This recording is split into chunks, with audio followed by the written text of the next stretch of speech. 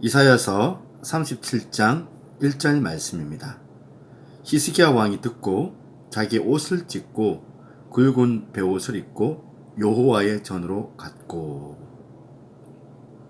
샬롬, 반갑습니다.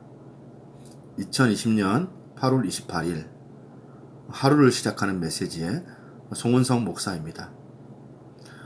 우리는 가끔 내 힘과 내 경력이 전혀 문제의 해결이 도움이 되지 않는 그런 절벽 같은 상황을 맞닥뜨릴 때가 있습니다.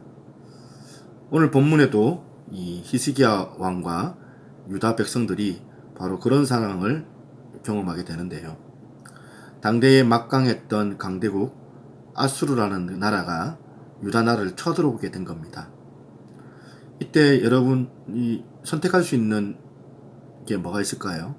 유다 백성들과 히스기야 왕이 선택할 수 있는 선택지가 그다지 많지 않았다는 겁니다.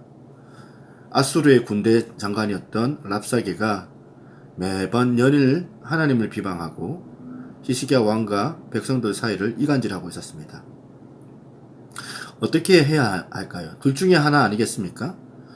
성을 포기하고 항복을 하든지, 두 번째 죽음을 각오하고 결사항쟁을 하든지, 둘 중에 하나는 해야 되는데 이 둘 다 왕이 내리기가 정말 힘든 그런 결단이었을 겁니다.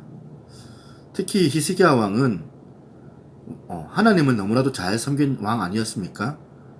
왕으로서 종교개혁을 단행하고 우상을 타파하고 하나님 한 분만을 잘 섬겼고 또 외세와 그 결탁해서 의존하는 그런 정치적인 왕도 아니었습니다. 이렇게 하나님을 잘 붙잡았는데 하나님께서 도리어 이 나라를 어려움에 고초를 걷게 만들고 사면초가로 몰아가고 있는 상황이었습니다. 그러면 여러분 보통 사람들은 어떻게 할까요? 아마도 많은 사람들이 하나님께 원망부터 할 겁니다. 그런데 이 히스기야의 선택은 원망이 아니었습니다. 결사항쟁도 그리고 항복도 아니했습니다. 그가 했던 행동은 하나님께 나아가서 기도하는 길을 선택합니다. 그는 옷을 찢고 굵은 베옷을 입고 하나님의 전에 가서 엎드립니다. 그리고 신하들을 보내어서 이사야 선지자를 데리고 옵니다. 기도를 요청하는 것이죠. 여러분, 어려움에 직면하게 되면 우리가 조급해지고 시야가 좁아지고 잘 알던 길도 찾기 어렵고 정신이 없어서 실수 연발을 하고 허둥댈 때가 많습니다. 보였던 눈이 어두워지고 들렸던 귀가 닫혀질 때도 경험할 수 있습니다. 그런데 히스기야는 이런 어려움에 닥쳤을 때 어떻게 대처했느냐? 오히려 눈을 더 크게 떴습니다. 누구에게 떴느냐? 바로 하나님께 영안을 열고 보이지 않는 그 하나님을 바라보게 된 것이죠. 그리고 하나님을 향하여 자신의 모든 존재를 걸게 되었던 겁니다.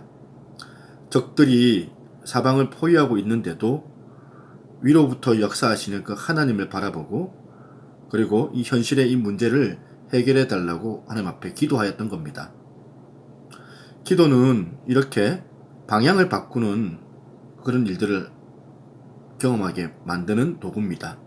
문제가 나에게 다가온다고 해도 이 문제를 향하여 우리가 그냥 돌진하면 치명상을 입을 수밖에 없습니다.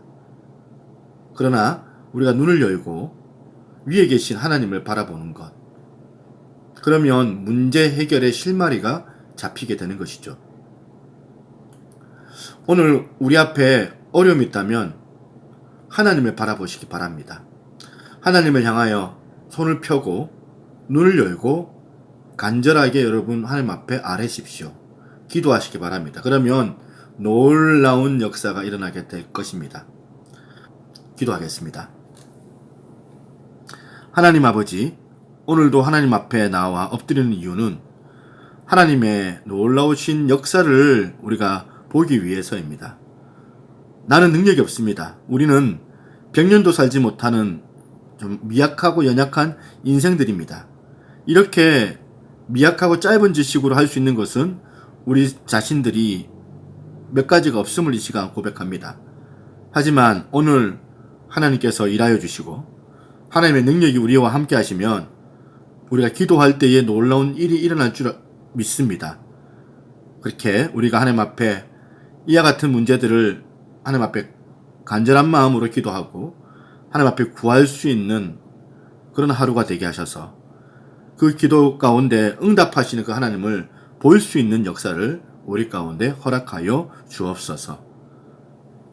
이루어 주실 하나님을 기대하고 모든 말씀 살아계신 예수 그리스도 이름으로 기도드리옵나이다. 아멘.